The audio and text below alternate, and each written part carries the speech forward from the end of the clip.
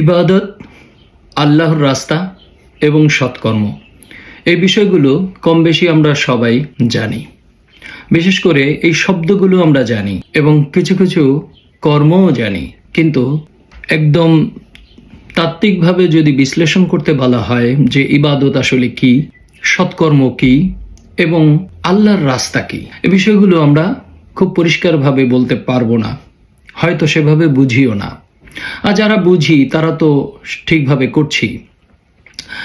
এই বিষয়গুলোতে আমার আলাদা আলাদা ভিডিও আছে, অর্থাৎ ইবাদত কি সেটা নিয়ে ভিডিও করেছি, সৎকর্ম কি সেটা নিয়ে ভিডিও করেছি এবং আল্লাহর রাস্তা কি সেটা নিয়েও ভিডিও করেছি। আজকের আলোচনায় আমি সংক্ষেপে এই তিনটা বিষয় একসাথে বিশ্লেষণ করার চেষ্টা করব। তো যারা জানতে আগ্রহী, মানতে আগ্রহী এবং সত্য ধারণ করতে আগ্রহী তারা মনোযোগ দিয়ে শুনবেন। প্রথমে আসি আল্লাহর রাস্তা।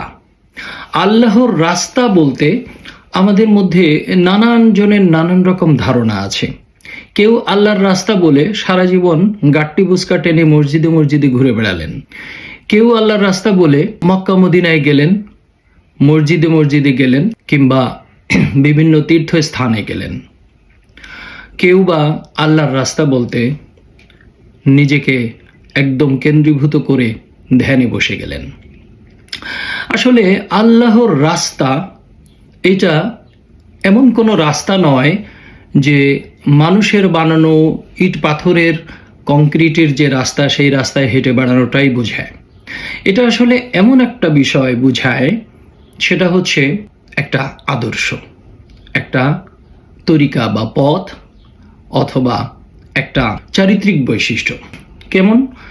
যেমন ধরুন, আল্লাহর রাস্তা হচ্ছে আল্লাহ যে আদেশ নিষেধ করেছেন সেই আদেশ নিষেধ দিয়ে একটা গাইড দিয়েছেন রসুলদের কাছে। রসুলরা সেই গাইড অনুযায়ী পথ দেখিয়েছেন, বর্ণনা করেছেন, ব্যাখ্যা করেছেন, হাতে কলমে শিখিয়েছেন। সেই পথ অনুসরণের নাম হচ্ছে আল্লাহর রাস্তা। সেই আল্লাহর রাস্তার মধ্যে আছে এতিমকে সাহায্য করা, গরিবদেরকে সাহায্য করা, ঋণ মুক্ত করা, সত্য সাক্ষী দেওয়া, সত্যের সাথে মিথ্যাকে মিশ্রিত না করা, ওজনে সঠিক মেপে দেওয়া, প্রতিশ্রুতি দিলে তা রক্ষা করা, বাবা মার সেবা করা, মানুষকে কটাক্ষ না করা, মানুষের প্রতি উত্তম আচরণ করা, কেউ যদি ভুল পথে যায়, ভুল পথে থাকে, তাকে উত্তম আচরণে উত্তম কথা দিয়ে তাকে বোঝানো। এইগুলো হচ্ছে আল্লাহর রাস্তা। সোজা কথায় আল্লাহ এবং রসুলের নির্দেশিত পথ মেনে চলা, অনুসরণ করা এবং তার উপর সর্বক্ষণিক আত্মসমর্পণ করে থাকার নাম হচ্ছে আল্লাহর রাস্তা। এই আল্লাহর রাস্তা বলতে কোনো মসজিদ বোঝায় না, কোনো মাদ্রাসা বোঝায় না, কোনো বিশেষ ধর্মীয় উপাসনালয়কে বোঝায় না। আল্লাহর রাস্তা বলতে বোঝায় আল্লাহ যে সমস্ত আদেশ করেছেন মানুষের কল্যাণে, মানুষের জন্য, সেটাই হচ্ছে আল্লাহর রাস্তা। দুই হচ্ছে ইবাদত। ইবাদত কি এবং কার জন্য, এটা খুব গুরুত্বপূর্ণ বিষয়। ইবাদত কি সেটা বুঝতে হলে আমাদেরকে প্রথমে বুঝতে হবে ইবাদত শব্দটা। ইবাদত শব্দটার মূল শব্দ হচ্ছে আব্দ। এই আব্দ শব্দের অর্থ হচ্ছে দাসত্ব করা, দাস হওয়া। এই দাসত্ব কে করে? যে নিজের ইচ্ছাকে সম্পূর্ণরূপে তার মনিবের উপর সঁপে দেয়, সে হচ্ছে দাস।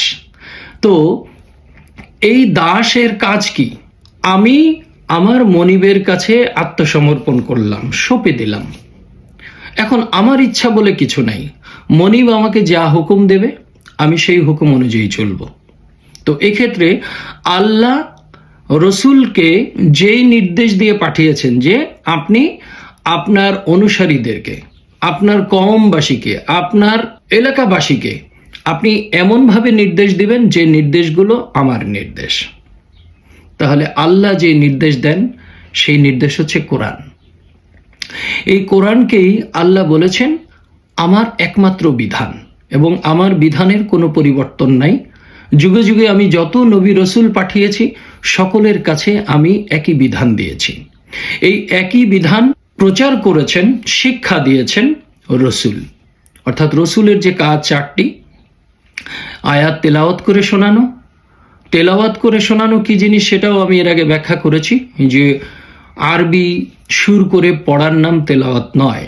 তেলাওয়াত হচ্ছে একটা আরবি আয়াতকে সুন্দরভাবে ব্যাখ্যা বিশ্লেষণ করে বোধগম্য করে উপস্থাপন করা, সেই শিক্ষা রসুল দেন। দ্বিতীয়ত কি করেন, তিনি কিতাব শিক্ষা দেন। কিতাব শিক্ষা দেন মানেও কি, তিনি কিতাব কিভাবে লিখতে হবে, বাইন্ডিং করতে হবে, ছাপাইতে হবে সেটা নয়। তিনি শিক্ষা দেন কিতাব কি, কোত্থেকে এসেছে, এর ভেতরে কি আছে, এবং এটা কেন মানবেন, মানলে কি হবে, না মানলে কি হবে ইত্যাদি বিষয়ে নবীজি রসুলগণ হাতে কলমে যে শিক্ষা দেন সেটা হচ্ছে কিতাব শিক্ষা। তিনি হচ্ছে রসুল হিকমা শিক্ষা দেন, প্রজ্ঞা শিক্ষা দেন। প্রজ্ঞাটা কি? প্রজ্ঞা হচ্ছে আপনার এই প্রতিটা আয়াতের, এই নিদর্শনের অন্তর্নিহিত তাৎপর্য যেটা, সেই তাৎপর্যের গভীরতা নবী রসুল প্রজ্ঞা হিসেবে শিক্ষা দেন। আর 4 হচ্ছে অন্তর পরিশুদ্ধ করেন। রসুলের 4টি কাজের অন্যতম আরেকটি কাজ হচ্ছে অন্তর পরিশুদ্ধ করা। রসুল অন্তর পরিশুদ্ধ করার জন্য যা যা করণীয় তাই করবেন, তাই শিক্ষা দিবেন। তো এই রসুলগণের কাছে আল্লাহ যে বিধান দিয়েছেন সেই বিধান মেনে চলার নাম হচ্ছে আত্মসমর্পণ করা এবং বান্দা হওয়া। এখন এই বান্দার কাজ কি? ধরুন উদাহরণ দেই, আপনি একটা দাস কিনে নিয়ে আসলেন। দাস কিনে নিয়ে এসে আপনি সেই দাসকে হুকুম করলেন যে তুমি প্রতিদিন 10 তলা সিঁড়ি বেয়ে উঠবে আর নামবে। এখন দাসের কাজ হচ্ছে মনিবের, মালিকের হুকুম মানা। এখন মালিক নির্দেশ দিয়েছেন তুমি 10 তলা বেয়ে উঠবে আর নামবে সিঁড়ি দিয়ে। তো যথারীতি দাস এই কাজটি করছে। কিংবা বলল যে তুমি এই ডাল আর চাল মিশাবে, সারাদিন তুমি এটা বাছবে, আবার মিশাবে, আবার বাছবে, তুমি এই কাজে ব্যস্ত থাকবে। তো দাস স্বাভাবিকভাবেই মালিক হুকুম করেছে, মালিকের হুকুম পালন করবে। কিন্তু একটু খেয়াল করে দেখুন তো, একজন দাস সে যদি মালিকের এই হুকুম অনুযায়ী এই সারাদিন 10 তলা বেয়ে উঠানামা করে কিংবা ডাল চাল মিশায় আর বাছে, তাহলে এটা কি কোনো কাজের বিষয়? এটা কি কোনো কল্যাণমূলক কাজ? এটা না মালিকের কোনো কাজে লাগে, না অন্য আর 10 জনের কোনো কাজে লাগে, এমনকি দাসের নিজেরও কোনো কাজে লাগে। তাহলে এটা তো কোনো কাজের বিষয় না। তাহলে দাসকে দিয়ে মালিক কি করাবেন যেটা কার্যকর হবে? দাস যদি কিনে নিয়ে আসে, তাহলে কিনে নিয়ে আসলে সেই দাসকে দিয়ে কি করায়?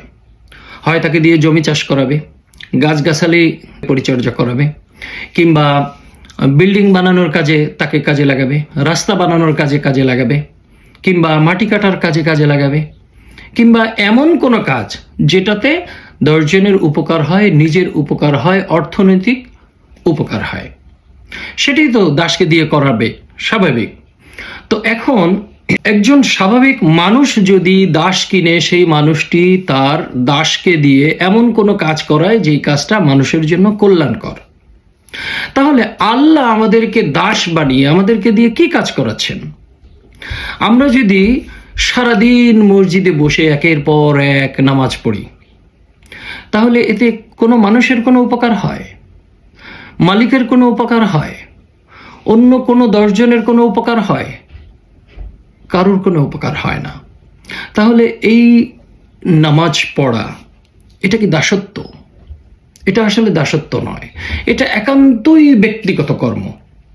তো ব্যক্তিগত কর্ম তো দাস করবে না, দাস করবে হচ্ছে মালিকের সুবিধা হয়, মালিকের কাজে লাগে এমন কর্ম।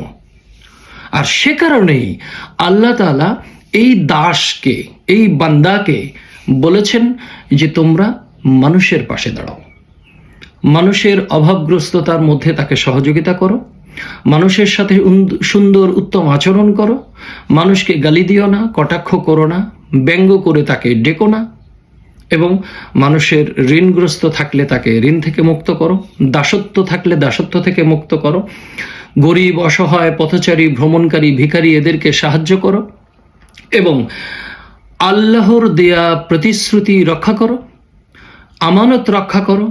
আল্লাহ যা রিজিক দিয়েছেন যত রকম সুযোগ সুবিধা দিয়েছেন সেই সুযোগ সুবিধাকে উত্তম রূপে ব্যবহার করো এবং বাবা মার সেবা করো। এই সমস্ত হচ্ছে দাসত্বের কাজ, বান্দার কাজ, আল্লাহর নির্দেশিত আল্লাহর পথের কাজ। তো স্বাভাবিকভাবেই যিনি বান্দা তিনি হচ্ছেন এই সকল কাজ করবেন। কিন্তু এই সকল কাজকে উপেক্ষা করে আমরা ব্যক্তিগতভাবে নামাজ পড়ছি, রোজা রাখছি, হজ করতে যাচ্ছি, যেগুলো একটাও আসলে আল্লাহর মানুষের জন্য নির্দেশিত যে কর্ম, যে ইবাদত, সেগুলোর একটাও না। এগুলো আমার কথা নয়, কোরআনের আয়াত মিলাই দেখলে বুঝবেন। 2 নম্বর সূরার 177 নম্বর আয়াতে আল্লাহ বলছেন, লাইসাল বিররা আন তুওয়াল্লু ওয়ুজুহাকুম কিবালাল মাশরিকি ওয়াল মাগরিবি ওয়ালাকিন্নাল বিররা মান আমানা বিল্লাহি।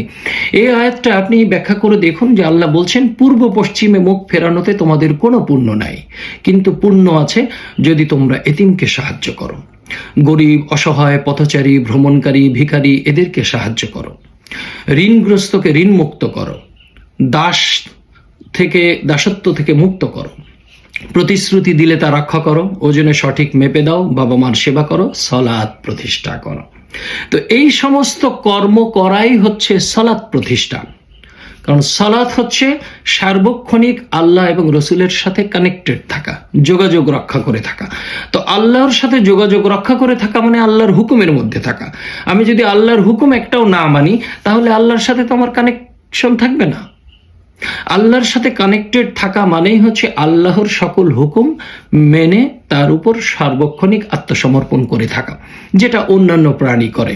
অন্যান্য প্রাণীকে আল্লাহ যেভাবে সৃষ্টি করেছেন, যেভাবে হুকুম দিয়ে দিয়েছেন, তারা সেইভাবে সেই হুকুমের মধ্যে চলে বিধায়ী আল্লাহ বলেছেন তারা সার্বক্ষণিক সেজদায়রত, তারা সার্বক্ষণিক আল্লাহর তাসবিতে মগ্ন আছেন। তাহলে আল্লাহর তাসবিতে মগ্ন থাকা মানে হচ্ছে আল্লাহর হুকুম সার্বক্ষণিক মেনে চলা। আপনি মুখে যতই আল্লাহ আল্লাহ জিকির করেন, আপনি যদি অন্তর থেকে আল্লাহর নির্দেশিত আদেশ নিষেধ না মানেন, তাহলে আপনার সারাদিন আল্লাহ আল্লাহ জিকির কোনো কাজে লাগবে না। আপনি যদি সার্বক্ষণিক শয়তানের থেকে আশ্রয় চান, আউযুবিল্লাহি মিনাশ শাইতানির রাজিম, আউযুবিল্লাহি মিনাশ শাইতানির রাজিম, এটা কোটি বারও দিনে পড়েন, তবু আপনি শয়তান থেকে মুক্ত হতে পারবেন না। শয়তান থেকে মুক্ত হতে হলে শয়তানকে, শয়তানের কাজ কি কি এবং কিভাবে ফিরতে হয় সেইগুলো জানতে হবে, সেই অনুযায়ী কাজ করতে হবে, তবেই আপনি শয়তান মুক্ত হতে পারবেন। তাতে আপনি মুখে আউযুবিল্লাহ বলেন আর না বলেন। তাহলে শয়তানের কাজ কি? শয়তানের কাজ হচ্ছে আপনাকে ধোঁকা দেওয়া, ষড়যন্ত্র করা, কুমন্ত্রণা দেওয়া, আপনার ভিতরে লোভ ঢুকিয়ে দেওয়া, হিংসা ঢুকিয়ে দেওয়া, অহংকার ঢুকিয়ে দেওয়া, অন্যের বিরুদ্ধে প্ররোচনা দেওয়া, অন্যকে ভয়ভীতি দেখানো, অন্যের নামে মিথ্যা রটনা করা, এইগুলো শয়তানের কাজ। তো এইগুলো থেকে আপনি যদি ফিরে থাকেন তাহলেই আপনি ওই আউযুবিল্লাহি মিনাশ শাইতানির রাজিম, হে আল্লাহ আমি শয়তানের কুমন্ত্রণা থেকে, শয়তানের ধোঁকা থেকে তোমার কাছে আশ্রয় চাই, এই কথাটার বাস্তবায়ন হবে। তো আমি এই কথাটার বাস্তবায়ন করব যদি আমি এই কথাটা না বুঝি এবং কি কি করতে হবে সেটা না বুঝি, সেই অনুযায়ী কাজ না করি, তাহলে তো আমি শয়তান মুক্ত হতে পারবো না। তাহলে এই শয়তান মুক্ত হওয়াটা আপনার ইবাদতের জন্য প্রধান শর্ত।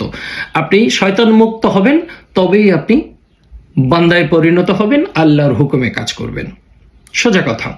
যদি আপনি শয়তান মুক্ত না হন তাহলে আপনি আল্লাহর হুকুমের মধ্যে থাকতে পারবেন না।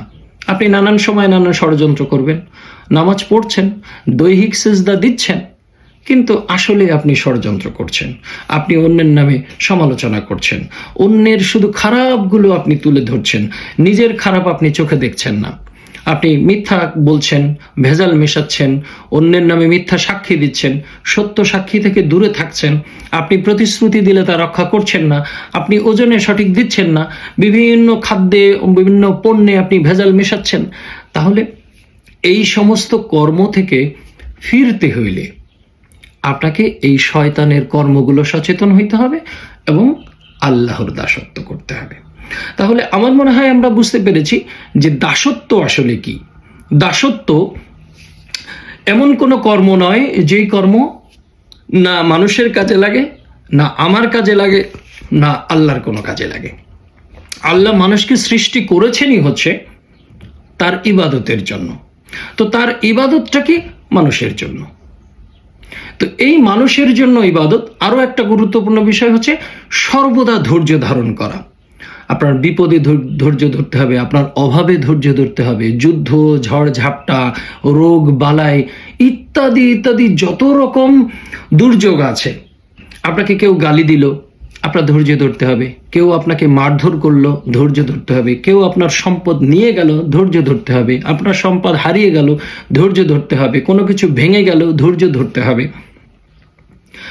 সকল অবস্থায় নিজেকে ধৈর্যশীল রাখতে হবে। এই জন্য আল্লাহ বলেন ইন্নাল্লাহা মা'আস সাবিরিন, নিশ্চয়ই আল্লাহ ধৈর্যশীলের সাথে থাকেন। এই ধৈর্যশীল হওয়াটা অনেক বড় একটা কাজ।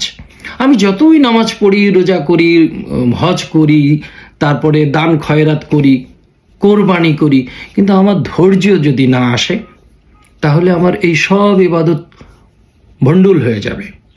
কেননা আমি ধৈর্য হারালেই আমি আমার অপকর্মে লিপ্ত হয়ে যাব, আল্লাহর উপর যে আস্থা বিশ্বাস সেটা থেকে সরে যাব।